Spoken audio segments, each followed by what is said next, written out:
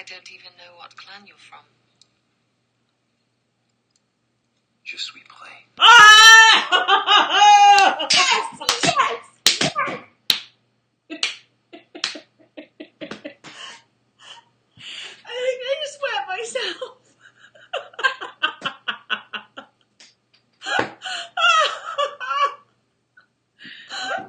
Oh! I'll have what she's had. You guys, if I could show you my computer screen right now, Yeah. it looks like this. Okay, I don't even think I can go on. Alright, I think I know my own name. Hi, everyone. Hi, everyone. I'm Tracey. I'm Carol. And we are... My Outlander Purgatory. Oh my god. And yes, we pray. And oh, je suis way pressed. And how long have Tracey and I been saying, yes, we pressed? Je suis pressed? Je suis pressed? That's like, can you please pass the jelly? Je suis pressed? Oh my god, you guys. Seriously, how long have we waited? How long have we waited? And It was how better. much... It was better than Sasana. We'll get to that. We'll get to that. We are breaking it all down. We are here. Outlander, episode 4, The Gathering. Not to be confused with...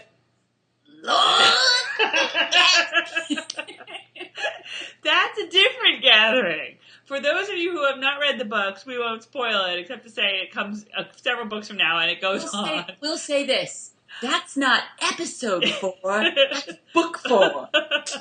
And that's book 4, parts 1, 2, 3. Now, this is just The Gathering. Those of you who are Mop fans will know, Lord, The Gathering. This is just The Gathering. It's all good. So anyway, so we are in the books. By the way, I'm sorry. I really need to get one of those shirts for myself. I know, right? The shirts that you can get at myoutlanderpurgatory.com, the mop shop. I actually have one that says Lord the Gathering. I don't have, I had to like get rid of my good, been taking his time about it since 1721 because I got like stains on it or something. I don't know. I don't know what I did. So I have to get another one. But I have the one about, well, I won't say because this is an Outlander video and not a Voyager video. So, yeah, I know. Actually, it'd be Drum's video. So all I can say is, I have one, love it. They're really good quality shirts, too. I was very happy with it. Yeah, go on myoutlanderpurgatory.com and check them out, whatever. So, okay. Guys, Schlante, whatever. Slanja. Slanja? Like it's manja? It's like manja. Like manja only for drinking? Awesome. Okay, oh my god, I'm sorry, Jamie, but I have to, like, make you smaller because I'm just going to, like, stare at you all night. So, what do you think of this episode, Carol? Right out of the gate. Before I tell you what I think of this episode, I just want you all to know that Tom woke up this morning singing the theme song from Outlander. It's like, I'm not even out the bed yet, and I hear, he's going, sing me a song. Will he do it now? Can you get him to do it now? I believe he's a little asleep on the couch now. I have a confession to make. Bless me, Carol, for I have sinned. So, John and I were watching Outlander episode 3 last night because he hadn't seen it yet. Was it last night or the night before? I forgot. I slept through it. You know, we like had the TV on in the bedroom and we're watching it. Oh my god! And 3 was so good. How could you sleep? I know. I slept through the whole thing. That's how tired I was. We got back from vacation and I was like exhausted. And yeah, I slept through half of it. But I'd already seen it like twice, so whatever. And anyway, he totally, without being asked, totally picked up on the Breaking Bad thing. He texted me like yesterday randomly, like, did you realize that they like, you know, spoiler same thing Breaking Bad? Spoiler. I'm not saying what's spoiling it. And like, come on, Breaking Bad is like 2 years old at this point. Tough. Story. I do not give spoilers. All right, Jill whatever. just finished it. Whatever. Okay. So, anywho, all right. So, episode 4. As I texted Carol, I loved every second of this episode. I thought it was fabulous. I don't think you were as like last week's episode for me was slightly below the rest of them.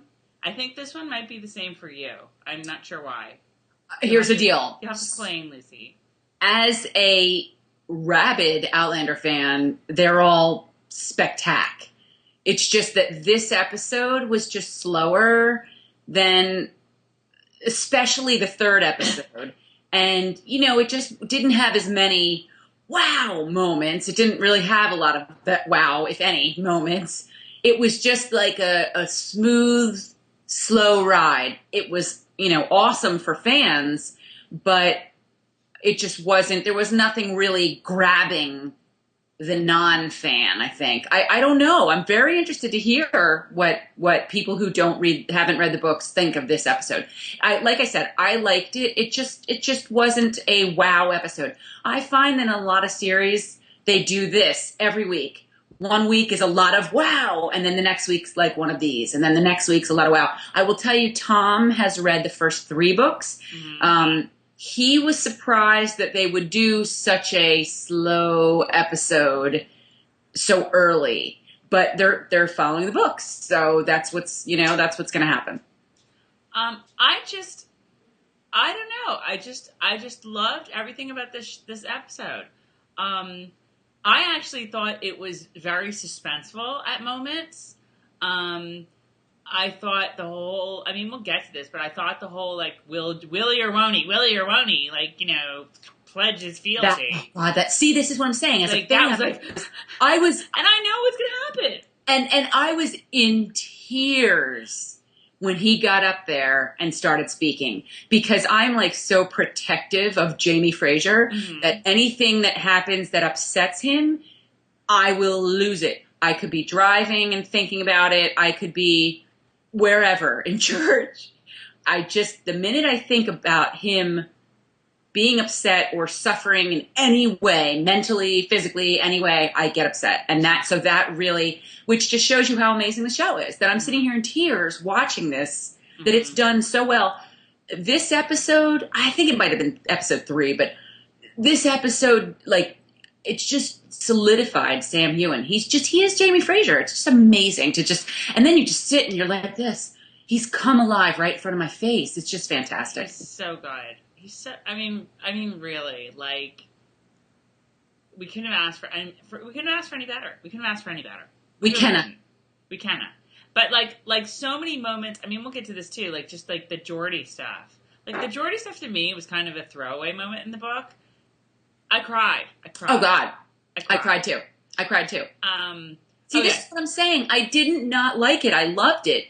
I cried at that too. This might have been my favorite episode. You know, and the little commentary between Claire and Dougal. Oh, well, let's just. All right. So I started taking some notes here. I was going through it again. Okay. So all right. So we start with Claire. Like there's the whole, you know, like the sentries and they're hearing like some like suspicious noises, and like then you see Claire. You see, you know, a woman running through the fields, whatever. Well, it's Claire, you know, hanging with all her little kid posse, and they're all playing around and whatever. Her home kids. Her homies, yeah. That was really cute, I gotta say. It was really cute. Oh, you guys. Breaking news.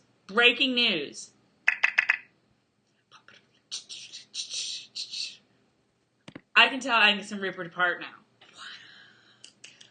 Was it my graphic while you were on vacation? What up? No, I'll tell you exactly what did it. Because I mean, and again, I didn't, like, episode 3 was a weird episode because I don't think I ever watched it all the way. You know, the last time I fell asleep, the time before that I was packing, and the time before that I was really just listening to it. So, anyway, I listened to the Ron Moore podcast, which, if you guys have not listened to that, you know, I'm going to beat you over the head with this notepad because it's so good. His wife Terry, who's the costume designer, is pretty much a regular on it with him now. So she talks about all the costumes. It's awesome. And you can get it through iTunes now. So all you need to do is go on iTunes and subscribe to it. It's so good. But she was the one that gave me the clue. She said Rupert and Angus both have one costume for the whole series. So I was like, all I need to do is like notice what they're wearing, remember what they're wearing, and I'll always be able to tell them apart. So Angus, and I can kind of do it now when they're standing next to each other. I can do it when they're standing next to each other because like Angus is kind of like scrawny and Rupert's bigger. How about this one? What? Bright blue eyes on Rupert, black brown eyes on Angus. Well, unless it's a headshot, who's going to notice that? Whatever. I'm not a big noticer of eye color anyway. But no, Angus is wearing like a goldish, tannish, like vesty thing, and Rupert is not. That's how you tell. Okay. That's how you tell. So I know who everyone is now. So Tracey, did you see my meme? Did you see what I created while you were on vacation? Have you been on Mop? Yes, it was funny. It was funny, and I know it was because of me, and I couldn't tell them apart, but I can totally do it now. So there we go. And thanks for everyone who was like commenting and whatever, who trying to help me because I know I had a problem, but I don't anymore. Okay. People are still disagreeing. I know. No, it was Angus that beat up James. Like 90% of the comments agreed. Like some percentage of the comments were like, "Thank you, now I see it." But there were still a handful of comments where people were like, "You have them switched." Like, and I don't. I still have to say I'm still totally not on board with the whole like switch. And I don't buy the whole like a lot of people were like, well, Angus is just smaller, so they just made it Rupert. No, because like, guess what? There's such a thing as small but scrappy, and the fact is like, in the position that Angus / Rupert was in, whoever was going to be in at that point, Jamie couldn't fight back. Like, so like, quite frankly, they could have like had me do it, and it wouldn't have really mattered because like Jamie couldn't do anything. I could just beat up on him all I wanted. I have a question, and it's a spoiler. All right, spoiler alert. It's a spoiler for, oh my goodness gracious. It's a spoiler. Okay, go. It's a book. All right, spit it out. Spoiler. What? Okay.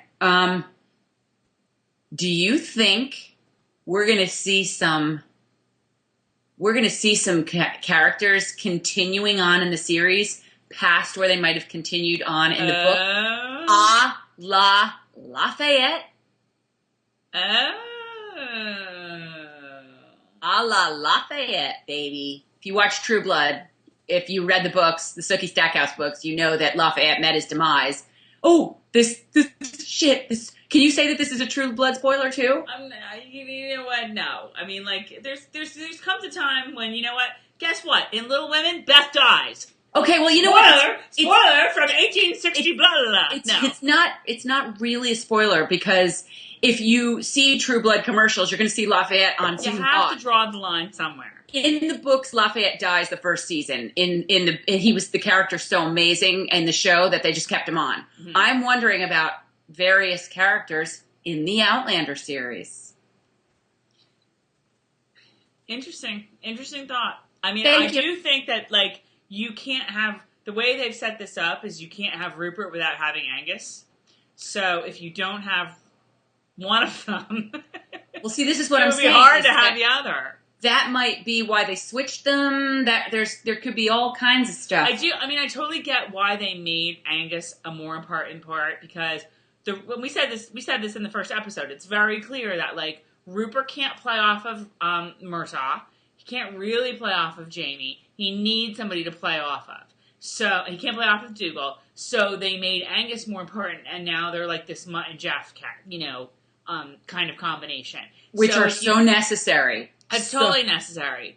I guess we have to wait and see for season 2, maybe. Okay, that's pretty much it. Okay, so end of spoiler. So that whole scene with Clara and the kids was very cute, and I love how she's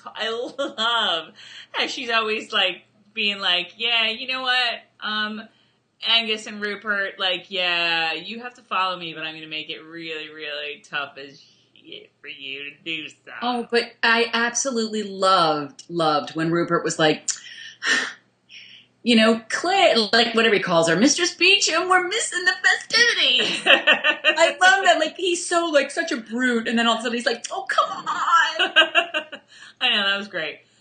So anyway, so we find out that Claire's so sneaky because she's been ripping her clothes off, like her little hair ribbon and her whatever the hell they call this thing, and she's like marking her spots. That's gonna come back to haunt her. You think that they're gonna find her little doodads everywhere? Something's gonna happen. Why would they even make a point of saying that her hair ribbon was gone and what was because she was marking her stuff with it. I know, but still, I That's really why thought I'm not sure I buy that. But anyway, so that's right, because they're gone now. Right. Didn't you think that? I'm sorry, I'm jumping around, but didn't you think that was done rather quickly? What? Like, it was like Dougal was like, okay, we're leaving in the morning. There they go on their horses. Dougal makes up his mind, and It was just, they were not messing around with that situation. They were like, okay, they're leaving. Bye. Goodbye. I was happy. I was like, good, get them. Did you notice that the music throughout this episode was all 1940s music? Tom did not like it. I liked it a lot. And I said, they're doing this to remind you, you're getting so comfortable with Claire in the 18th century now, they have to remind you in various ways that it's almost subliminal. Like, they have to remind you that she's from the 1940s, she's not from this time. Because really, your brain would just start to forget about it. They have to keep bringing you back to that. Let me put it this way. I don't know that I loved it either, and here's why. Because I noticed it. I think that really good background music isn't something that you would notice, like, hey, wait a minute, they're playing a 1940s song here. That's interesting. Like, it would enhance your experience without you thinking about it like that. Did Baz Luhrmann direct this one? So, I mean... it was strange. Yeah. It was strange for your eyes and your ears to take in. But let's put it this way. I thought liked that for me, the little flashes of Frank, like her visualizing him, were much more effective than, like, the 1940s music. That was a little like... I don't know. Yeah. I just want to tell anybody who hasn't read my Outlander Reads, which there is a tab on the site on OutlanderPurgatory.com. If you haven't read through when I read the books, just take a gander at my commentary about Frank, pretty much through all of them. Okay? I had not much to say that was positive about Frank. And now, here I sit going, oh, they showed us Frank. Yeah, this was a pretty Frankless episode. Which is a sad episode. I know. Maybe that's why you didn't like it as much. Doesn't that speak volumes about Tobias Menzies? That's probably why you did not like it as much. Would I be like? Is it Tobias Menzies? Is he the reason that I'm so? Oh, Frank, what is it? Maybe. I think it probably is. Yeah. And I was mad at Claire in this episode. You were mad at Claire? Tom was mad. Oh yeah, does Tom? All right, Carol. You guys have to know that Carol's husband Tom has read like 3 of the books. Hates Claire. No, hates her. Doesn't hate Claire. He thinks that Claire causes unnecessary drama and strife. And here's the deal. So we're watching for the second time, because I'll just kind of like turn it on again. and Tom's more than happy. Tom loves it, so he's more than happy to watch it. And when Alec is telling Claire, Jamie needs to stay here tonight, and just leave him alone, lass, and she's all, oh, what? Is he bothered by me? And she doesn't understand what's going on, so it's not her fault. But he's like, lass, blah, blah, blah. And I go, oh, that Claire, do you see? If she didn't do what she did, Jamie wouldn't have had a problem. And Tom goes, did I not say that through 3 books? Like, hello? And I'm like, ooh, that meddling Claire. All right. So anyway. So yeah, music all 1940s. So Claire, so they go back to the castle, whatever. So then she's in her surgery. And there's Galis Duncan. Like scares the bejesus out of her. She scares the bejesus out of me. She scares the bejesus out of me. Now, Galis is what the Brady kids would call a nosy body. Because Galis is just like, oh, Claire, you must be eating for two with all this food around. Is that your Galis? Oh, Claire. I should have been, oh, Claire. Oh, that was good. You've got so much food there. What are you doing with all that food? Well, it's going to come out Irish because I can't really do a Scottish accent, but... Claire, neither can she. Are you with child, Claire? I gotta tell you, an illegitimate bastard, Claire.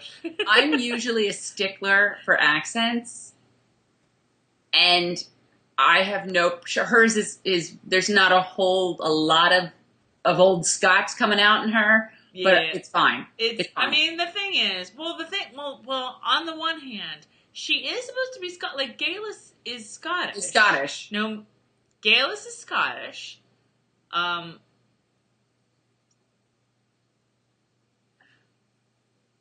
I mean, you know, her accent, I mean, I know she's not Scottish in real life, so I think that her accent is a little quirky. But I gotta say, it's not annoying me, and I'm somebody who That's what I'm saying. Like stickler for accent. What did I just say? Yeah. I'm usually a complete stickler, and probably to people who don't hear a Scottish accent very often, it's not gonna. They might not even really notice because she does have that whole like inflection, like that up. They've taught her to the coach that worked with her taught her to go up and up and up, and that's what at least Tom's cousins outside of Glasgow and Paisley. That's what they do. Everything is sing-songy and up. Like maybe hi Lynn, hi Alistair. Like maybe she's from another part of Scotland. What'd you say? Maybe she's from another part of Scotland. And she says that she's like, when I came to Cranesmore, you know, I had little. So clearly she's not from there. Well, you know what's funny is that she has something that's so hard to do. We won't talk about my pathetic attempt at a Scottish accent. Is that whole? Did you notice that she's actually very good at doing the. Ugh. She did. She said, I don't remember the word, whatever word it was that she said that was kind of like should have had more. Oh, she says a lot of ken.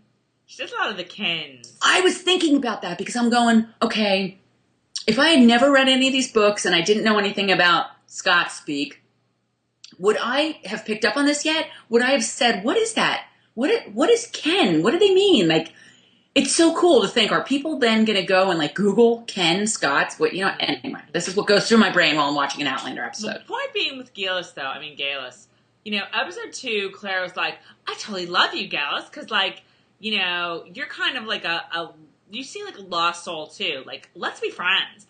And episode 3, she's like, yeah, you're pretty cool. You have a nice house, whatever. Yeah. Episode 4, here's Claire. Galis, you're starting to creep me out. I'm giving the finger for a lot of these to demonstrate people's feelings on Outlander. Now she's like, you are all up my business. I like it. She's like, yeah, and then Claire's like, yeah, you know, Galis, yeah, you know, maybe something came up, you know? Yeah, I know. Galis is like, so, and she's like, see you tonight? Bye-bye. Beyond weekend.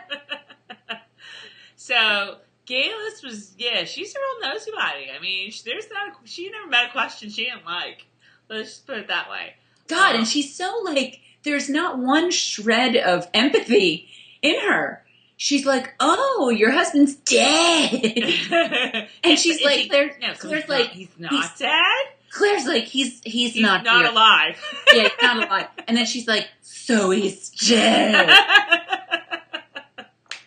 I will say this, though. I thought in that scene, Galis looked fabulous. Like her hair looked great. I know. Her costume was fabulous. I was really... her little collary thing, awesome. It's harder to do these later because I'm like, I can't come up with a word.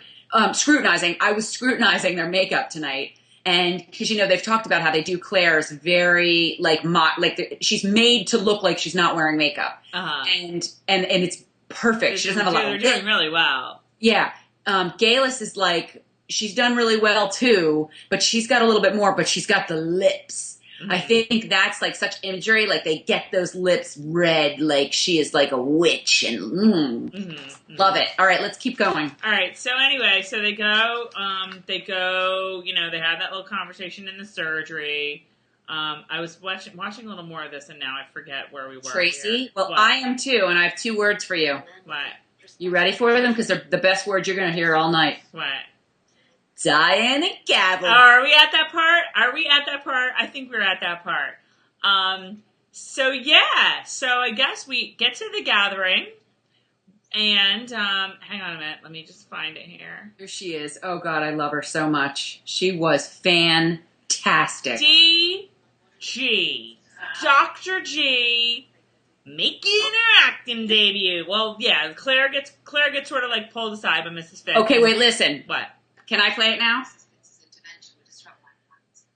All right, you guys ready for this? Because it made my frickin' night once I realized. Did you guys do that? You realize it's her and you go, I totally did that. Oh my God, did you flip out? I did flip out, but I flipped out for a number of reasons. Did you hear that? I know. That accent. On target. Herself gets the accent. No, I gotta say, this is gonna sound really, like filmy and, whatever. I was so impressed, and I have to know technically how they did that, because that was here, I have to play this because I queued it up here. That was... Did you hear me when I played it? Yeah, you played her scene. No, I'm not playing her scene. That scene, though, was the Outlander version of... Who knows what this is? I can't really show the scene because it's not it's the opening scene of Boogie Nights. It's one long steady cam shot. Oh. That's wait. That's what you thought of Boogie Nights? That's exactly what I thought. Wait. Here we go. Now watch it.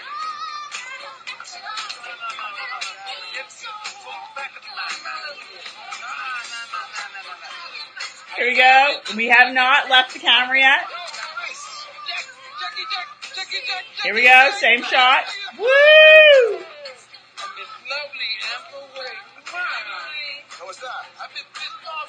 Now watch. Same shot. Here we go. Yep.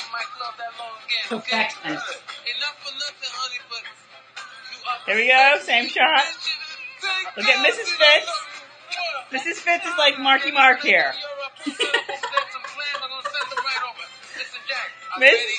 Mr. Dirk. There we go. How about that? Awesome. So that's what I want to know is DG totally does the opening shot of Boogie Nights Steadicam shot. It was awesome. So that's I'm dying to know how they worked that all out. That is a meme waiting to happen, baby. I know, totally. So everything about DG was awesome. She looked great. She sounded great. Uh-huh. The Mrs. Fitz diss was hilarious.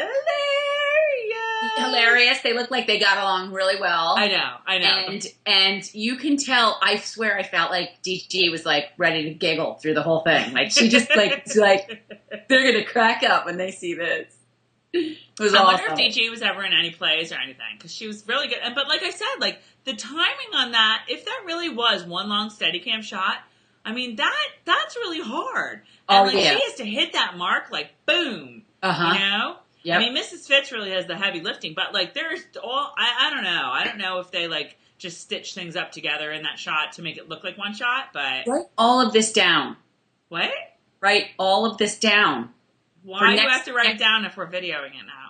No, I'm saying next time there's questions for Ron Moore. Oh, I know.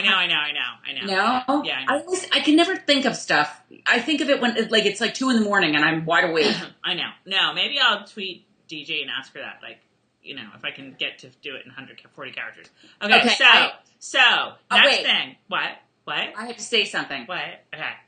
I keep hearing them say that Scotland is almost like a character in the Just like show. New York is a Sex and the City character. What? Just like New York is a Sex and the City character. Yes. You know what I think is also a character in this show? What? Column's legs.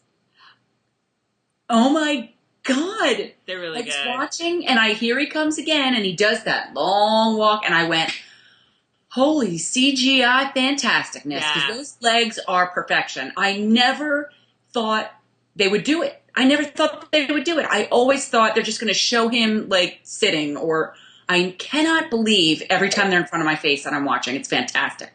No, it looks really great. It looks really great. And Ron Moore talks a lot about that in his podcast, too, and how, you know, it's not easy CGing to do, or CGIing. They have to, like, you know, like color correct it. Like, they have to do all sorts of crap to it. And he's got the dots probably on him, right? No. He has to wear these special socks. That's how they do it. Yes, it's not like... He doesn't have Arpat's chest dots? Do they do that the way they do? You know how, like, when they make video games, like, you have to wear this thing with, like a million, like, little balls of light or, like, reflector thingies? Yes. It's not like that. It's like it's basically tube socks that he wears, That they have all different colors on them. Uh-huh. If you look around, you can find photos of him with these socks on. Probably Starz.com has something. I don't know. You know what I just thought of because of what you're saying? How many Outlander Halloween costumes are there going to be this year? Interesting call. We'll have to see. I don't know. That's my second of the evening. I don't know. Very good. But the other interesting thing about Colin, besides his legs, his hair. What'd you think of his hair? I almost didn't recognize him at first. Even with the legs, I was like, who's this? Oh my God, it's Colin. He looks so different with his hair back. Honestly, that didn't even... I was kind of obsessing about the hair because I was like, it made me think like, you would think as Laird, like looking like he'd want to like look professional all the time or whatever. Like, I'm surprised he has the flowing hair. Like, I would think the flowing hair would be down for formal occasions, but he had it pulled back for the formal occasions. Yeah, I don't know. I will say that during this episode, I did say, which I know that it was mentioned. There is an answer, and I don't know it. I just saw it the other day. Why is Dougal bald? I know. I saw like a headline or something about this. Like there was something the other day about why Dougal's bald, and I didn't read it, and I have to go Google it. I don't know. All right, let's move on. All right, so Colin gets to he's like getting up there now. Oh, yeah. I'm looking at Claire and the port. Claire and Angus and the port. Oh, are you up to that point now? Well, Colin makes the whole speech, and then Dougal swears his fealty, and that seems to be like, you know, fairly genuine. Whatever. I was a little underwhelmed by Dougal. Just the whole scene. I was kind of wondering, oh my God, is this going to be? It was nice. I think that I almost would have liked to have seen maybe some battle flashbacks or something.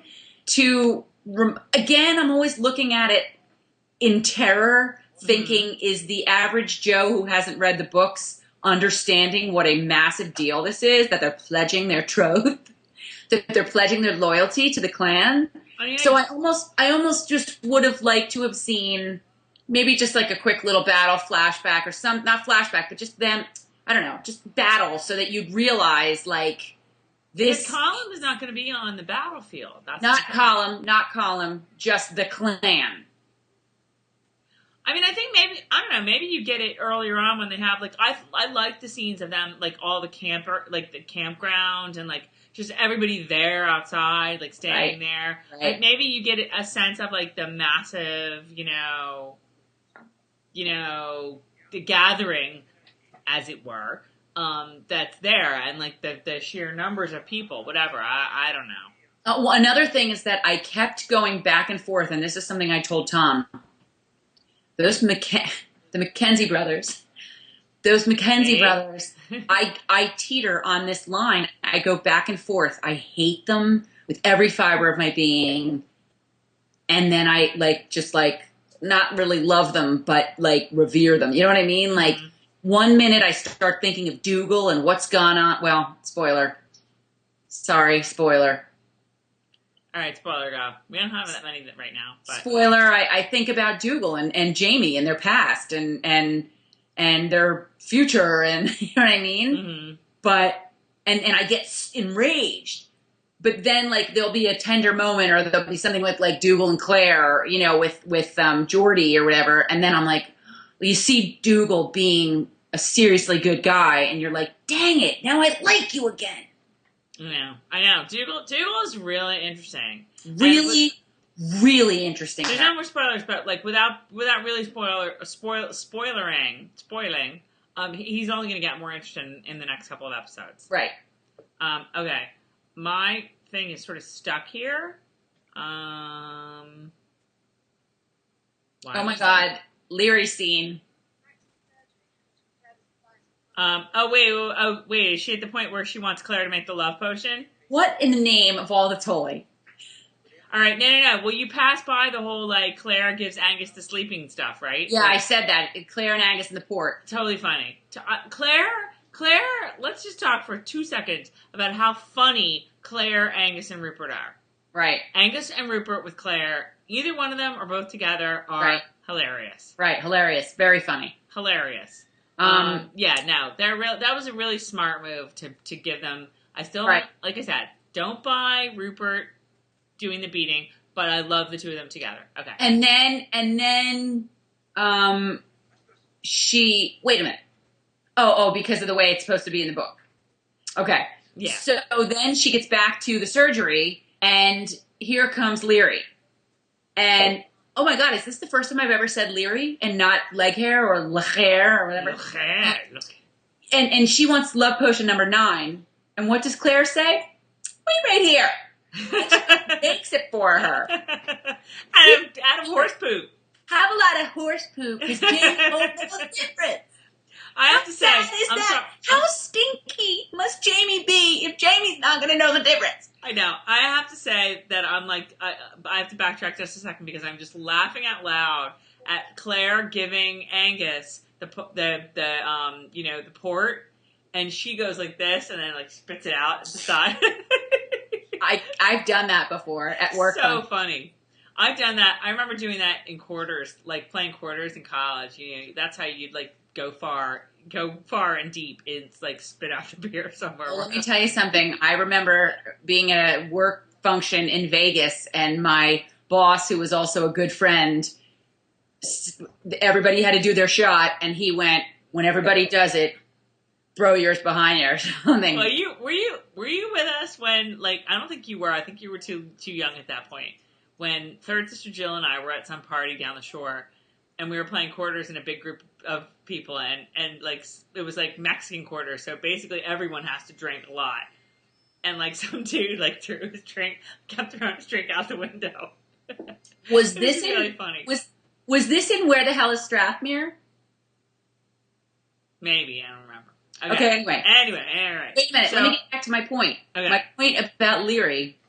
Here's Claire. Okay, yeah, here's some horse dung. Go shove it outside his doorstep like the guys from Supernatural, like Sam and Dean. Mm-hmm. And all I can think of is, Claire, you dumbass. Like, it's just more to solidify her as being a witch in their eyes. That's going to come back and bite her properly in the ass.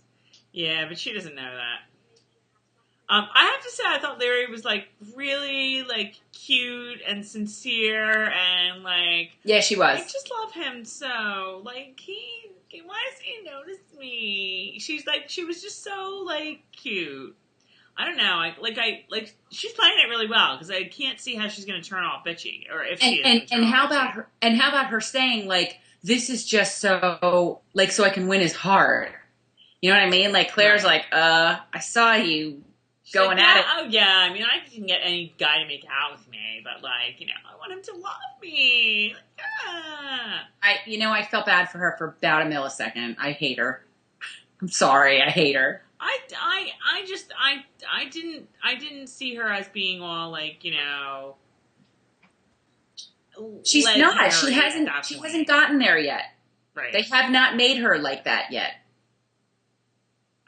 Okay, so Claire, like, sneaks out, makes her way down the hall. Uh-oh.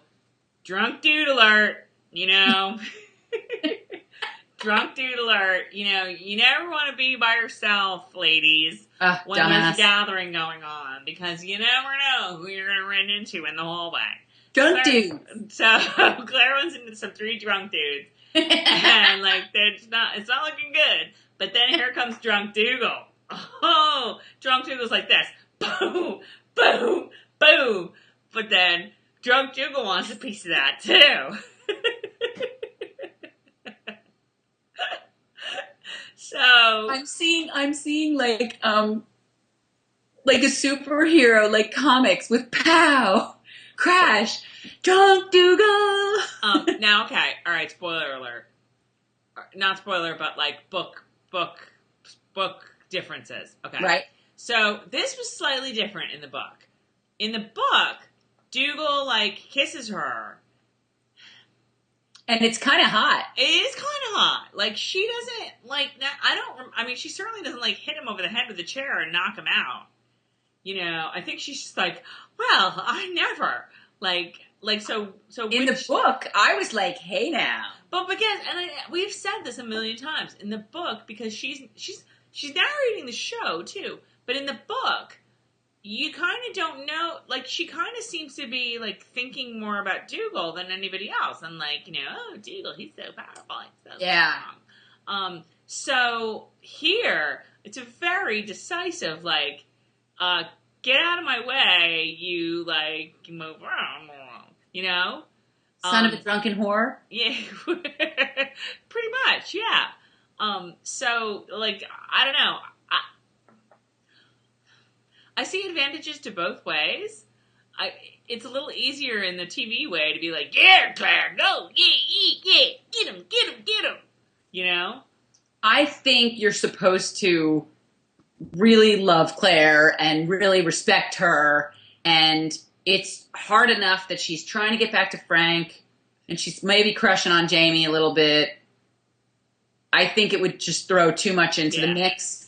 And it also might simplify it for TV. It's very sweet, her little relationship with Jamie, which they've had since day one with his shoulder. So she really, you can see as the audience, even though she loves Frank, you can see why she gravitates toward the stables and Jamie, and he makes her feel comfortable and a little less upset. But I think if you were starting to see any kind of attraction that she had toward Dougal, you would stop trusting Claire as much as you do, and you would stop not trusting Claire, but really rooting for Claire and backing Claire and respecting Claire as much as you do. And you really have to continue to respect Claire. Right.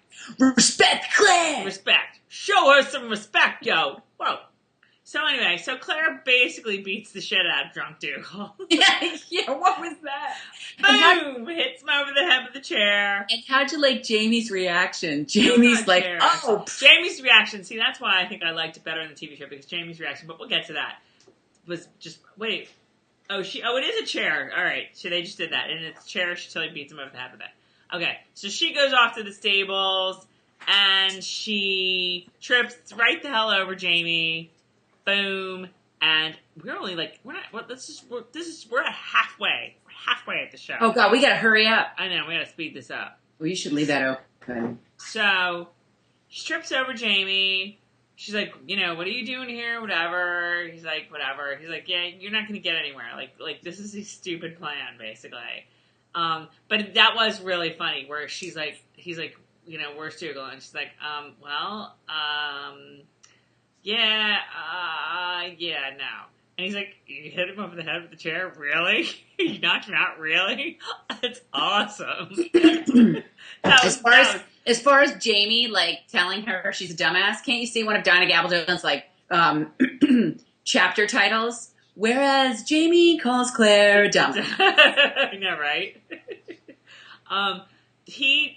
And again, you know, you said at the beginning, he's just, you know, this whole scene is really great. He's just classic Jamie. He's just like kind of laughing at her, kind of sticking up for her, kind of like telling us his own deal, but in a way that like we don't feel sorry for him. It's just like, you know, we're like, he's like, yeah, you know, whatever. So he goes to take her back. And they get accosted by a bunch of people, a bunch of other. I don't think they're quite as drunk. These dudes different. They were half drunk dudes. They were half drunk dudes. So then the next thing is they're making Jamie change. They're like, yeah, you're gonna take your oath, boy. And that is when we get into, here's your clean shirt, here's your little cresty thing. Jamie's like, yeah, I can't, like, take this oath or I can't, like, use this crest because I already have another one. Carol, what is it? Like, here's this clean shirt that really kind of looks dirty. Why is everything, like, tea-stained? I know, right? You know, everything they wear, is it supposed to be like a, what would you call that? I don't know. What? Dirty beige? Well, I mean, they don't get to, like, you know, wash things very often, I guess. Right. But this is what I'm saying. I don't think his shirt is dirty. I think the color is actually a dark, like a sandy beige. You know what I mean? All right, well, wait a minute. Like a tea-stained beige is actually what the color is supposed to be. All right, okay. So they're in and he's changing. Now, first of all, because I think we got really riled on that in episode 2, I guess it was, we did not comment on Kiltgate or Kilt, what the hell do they call it? Like the stable shot. Where basically Jamie was sitting like, you know, like that, like on the ground with his kilt and, you know, you could maybe see the nether parts if you looked hard enough. So we did have a shirtless Jamie. For this episode. And you saw it coming up in slow-mo. Wait, let me play it again. Did you see it? It was like this.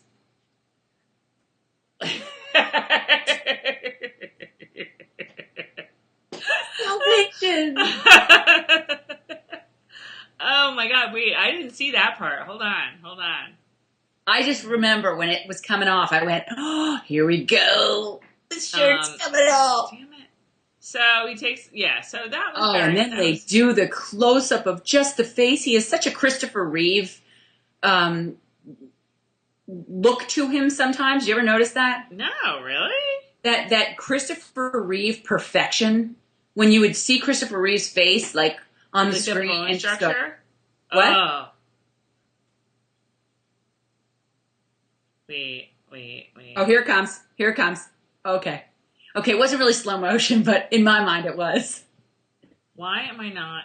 Oh, damn it. I think it's that he hesitates for a second and you know, oh, that shirt's coming off. That's what it was. It might be. I don't know. I'm just stuck here. Hold on. I know. I keep sticking too. I don't know why.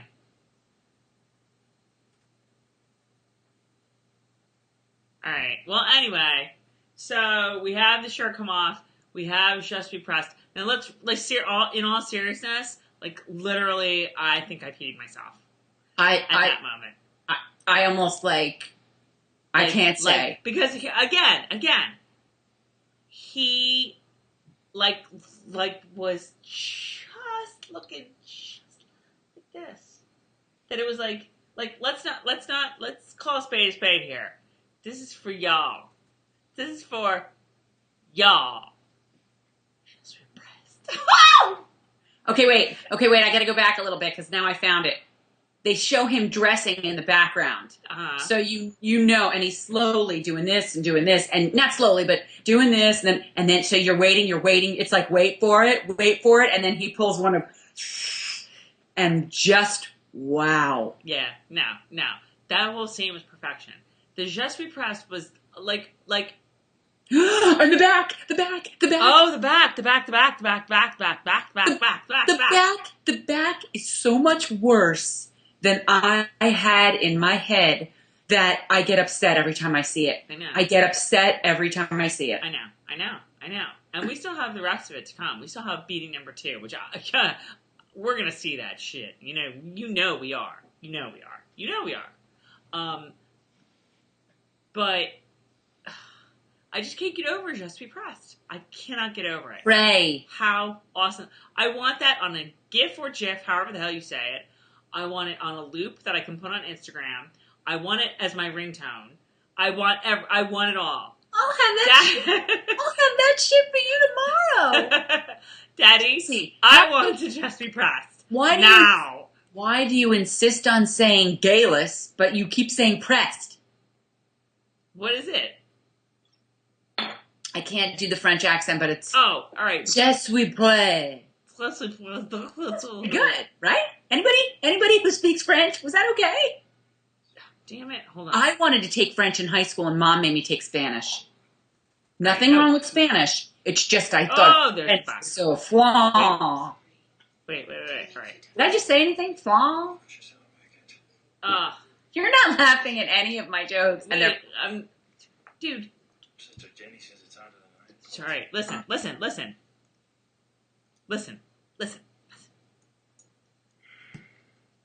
wear this. Can you hear it? Hold it, Mackenzie. Turn it up. Turn it up. Listen. Glad I mean it. You allowed to do that? I don't think you're allowed to do that. All right. Just we play. Oh! It is Just We Pray. Just We Pray. Just We Pray. It's just we play. When he looks at I'm telling you, I love how he looks at the camera like, F y'all, this is for the fans, bitches. Just We Play. Oh my God. Oh, Tracey, I might stay up all night and create something. Oh my God. Sam Hewen, if you're watching this, because you know, why aren't you? Because, like, there's nothing better than mock video on Well Done, Sir. Slow golf clap. We should have made him say it when he met Pocket Jamie.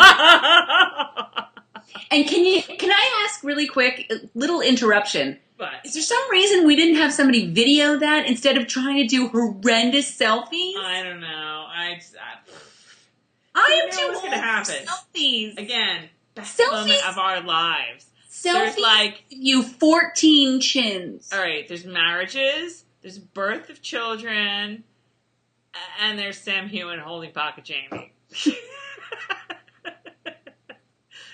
You know, graduations, you know, like dream jobs, those come somewhere down the line. But there's marriages, there's birth of children, and there's Sam Hewen holding Pocket Jamie. There you go. Can you put Tobias Menzies' sparkling eyes while I'm telling him about Tobias Tuesday? I would say, actually, no. I'm going to go there. I'm going to say credit in the acknowledgments of Moby over Sam Hewen holding Pocket Jamie. So that's fourth. So marriages, children, credits in Moby, Sam Hewen holding Pocket Jamie. Is that accurate?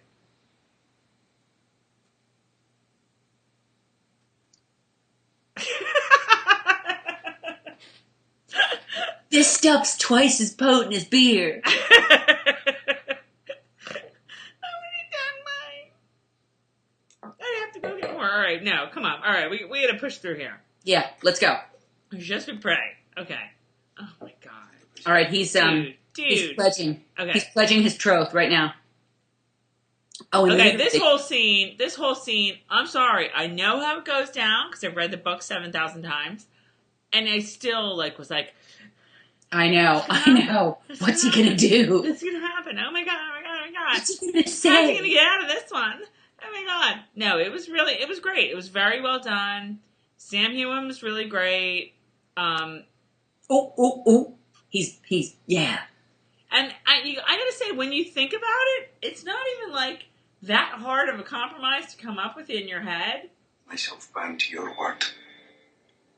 So long as my feet rest on the lands of the clan Mackenzie. It's not even that hard to come up with that compromise. It's okay, well, I'm not gonna say yes. I'm not gonna say no. So why don't I just say, I can't exactly take the oath, but I'll totally do everything you said. Okay? All right. How's that sound? Not a hard of a compromise to come up with, but still, he did it, and everyone loved it, so it was great. It was awesome. It was really awesome. Oh, and I love the little smile at the end. I did it. So, Okay. What? We interrupt this mop video. Yeah. How do you say it? Quake? He drinks from the Quig? quake? Is that how you say it? I don't think so. I don't know.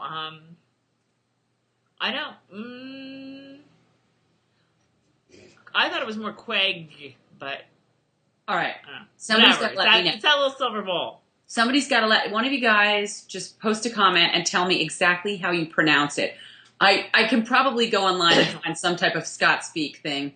Maybe I'll send it to Hugh and have him record it for me. Mm. We're at 55 minutes, almost 56. So Okay, let's go. And he gets a nice little smile from Ruth. Yeah, and then I like that he sort of walks away with Dougal or whoever he walks away with, and she's like, okay, yeah, that's it, I'm sort of done. So I'm trying to remember. Oh, they go on the hunt. Oh, sure. Okay, so they go on the hunt. I'm on the hunt. I'm after you. You know, Claire's like, this is so stupid. I can't believe you guys are doing this. She bandaged up a couple guys. Then the whole Geordie thing. And like I said, I'm not going to even put a spoiler in this. It's just like a difference in the book. In the book, it's sort of like I don't think I realized the significance. I think it's probably more significant to the book than I think it is. I kind of think of it as sort of a throwaway moment. But in the show, it was a lovely moment of like Dougal seeing Claire in action.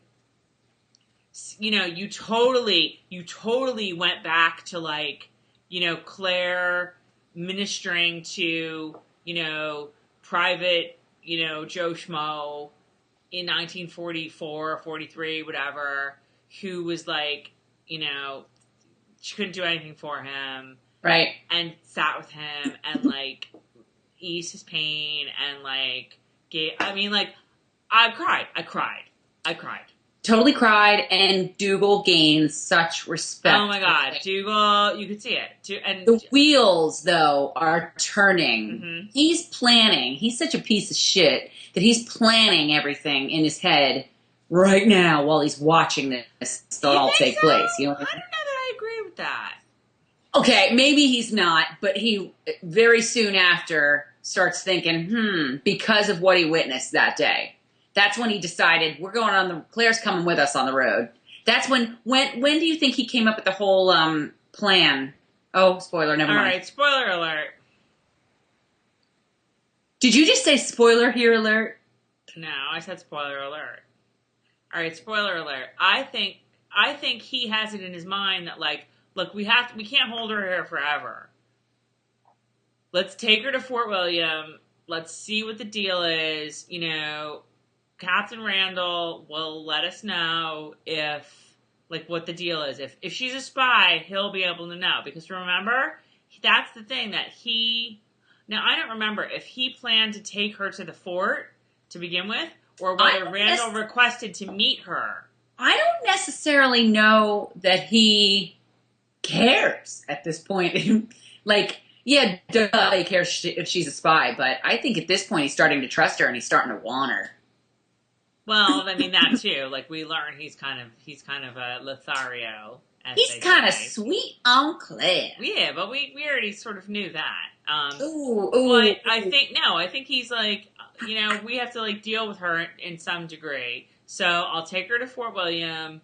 We'll get to the bottom of all of this. Right. If I remember correctly, I think that's his intention. And can I interrupt you before you pass it? How about the realistic leg move? Oh, and the shit. Well, Claire's like, oh, now I can sit just like right up. It's this big gaping hole in his tummy that's gonna kill him. It was pretty gross. I was like watching like. Yeah, that was gross. But that whole scene was just lovely. It was just really, really well done.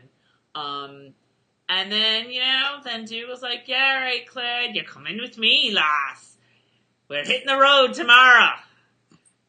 First light. Get packing. And then she's like, oh, all right, well, Okay, you know. Oh wait, you forgot a little something. Something. All right, spoiler alert again. What did I No, forget? it's not a spoiler alert when they get Or back. Not spoiler alert. Not spoiler alert. When they get back Mm-hmm. to the gathering and Jamie and Dougal. Oh, yes, sir. That was a fabulous scene. Oh my god, I totally forgot. See, this is why I need to take notes when I watch this because, I totally would have glossed right over that. Talk about a power struggle. Talk about. I thought it was fan-frickin-tastic. I thought it was fan-frickin-tastic too because Jamie is in a position right now where he has to kiss Dougal's ring at every turn. Mm-hmm. He cannot, and he's like, yeah, you know what? This just sucks, but like, whatever. Well, and spoiler alert. Okay. He's got plenty to be, he's got his suspicions about Dougal. Right. So he's like, you know what, Dougal? Yeah. But I gotta say, not unspoil, the juxtaposition of, like, the Jamie and Dougal relationship and the juxtaposition of, like, feeling threatened and feeling respect is just so interesting. Like, do you agree? Like, it's so, like, Jamie and Dougal are, like, this, but at the same time, like, this. I don't really see as much of this as I see of this. No, but I do see the respect because, like, even, Jamie was like, you're the one that taught me this. You taught me to fight. You taught me to I think there is a modicum of respect there. That is very interesting, the whole combination is very interesting, I think. But yeah, that's a great scene. Yeah. Did you know they had field hockey back then? It's just like in gym in high school. It's I wanted them to do like hockey 1, hockey 2, hockey 3. I liked field hockey in high school. hang on, because I don't want to make the wrong comment, but yeah. What? It's hurling. It's curling? Like in the Olympics? It's hurling. With field hockey sticks? It's hurling. It looked like field hockey to me. You got Google hurling. Okay. Well, I'm not going to do it here because it's like wasting people's time and we're already on 102, FYI. Okay. Google. Well, what's the difference between hurling and field hockey? Is field hockey like a modern day hurling? You pick up your sticks. Like field hockey, you're going to be down on the ground as more. Hurling, your sticks are going to be up and. So hurling is like. You need to watch yourself some Outlander with Tom, because Tom has a Scottish American background and a grandfather from Paisley. Tom needs to do they need to do pop-up video with Tom. Or Let me like tell you Mystery something. Science Theater Outlander version with Tom. If I could get him to do it, I would, because he is, let me tell you something, all this clan stuff, he's got two brothers. I mean, I gotta tell you. This is like how he grew up, the American version of it. The whole clan and my brothers and this, he lives this. So he watches this and he's like totally down with all of this. What are the chances someday, what would we have to do to get Tom and John to do this video instead of us? Oh know, my. Right? It would never happen. It would never That would be must-see TV. Holy crap. I know. Because John would be like, there was this guy, and he was doing something, and Tom would be like, the power and the clan. Oh my God. But I'm telling you, John, I told you, John, of his own free will, watched episode 2 all by himself. We watched episode 3 the other night, and I fell asleep. But he totally picked up on the Breaking Bad thing. by himself, like without being prompted. So, John's watching it. He's liking it. I think that would be a hilarious video. All right. So okay. So Ain't gonna playing happen. field hockey, modern day field hockey, Yes. olden days, whatever it was. And then Dougal and Claire. And Dougal tells Claire, we're leaving on a hitting the road, lass. What? We're hitting the road, lass. We're leaving on a midnight train to Georgia, babe. And that's it. So next week we are going on the road. We're leaving Leok and we're going on the road. Oh. And we shall see what happens. So yeah, I loved this episode. I thought it was great. Now this is episode 4. So we're halfway done. We're waiting for episode 7. Well, spoiler alert. Yeah, all right. Spoiler if you haven't read the books and you don't want to know like what's going to happen in the next episodes and like how it's like the books. Next week is I think episode 6, from what I can gather, is going to be all about Claire at Fort William. Hang on. Next is episode 5. That's going to be like on Getting the road. The rents. Say what? Getting the rents and Jamie and Yeah. And then episode 6 is Fort William, where Claire goes to meet with Blackjack, and he punches her in the stomach. You don't remember that? He punched her in the stomach, and he's like, I hope you're not pregnant, lass, because if you are, you're not anymore. And how does she get out of that situation? Dougal comes in and gets her. Dougal comes and gets her. Yeah. And then Dougal's like, and she, and then she has like the weekend. To him. And then she has like the weekend. She has like 5 days or something, and in those 5 days. Well, no, Dougal says like, yeah, I have to deliver you back here, Right. Whatever. She's got like 3 days or something. And then are we still under a spoiler alert? Yeah.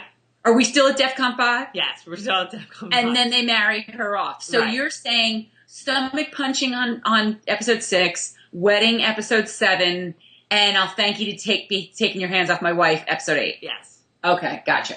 I am so sorry to those newbies right now. I'm sorry. All right, well, we're back without any spoilers. Okay, so anyway, that's it. That wraps up another episode. We're sorry this is so long because we always figure it's going to be not that long, and then we really do try. We're like, okay, we're going to make this one shorter, but we can't help it because we just start being ridiculous. I know. But anyway, we're looking forward to episode 5 of Outlander. I don't know what it's going to be called. So until then, come visit us at myoutlanderpurgatory.com. We're on Facebook. Just search for us, My Outlander Purgatory. We're on Twitter, Outlander Purg. And that's it. Thanks for watching. Good week. Thanks for watching. And we'll talk to you soon. Bye.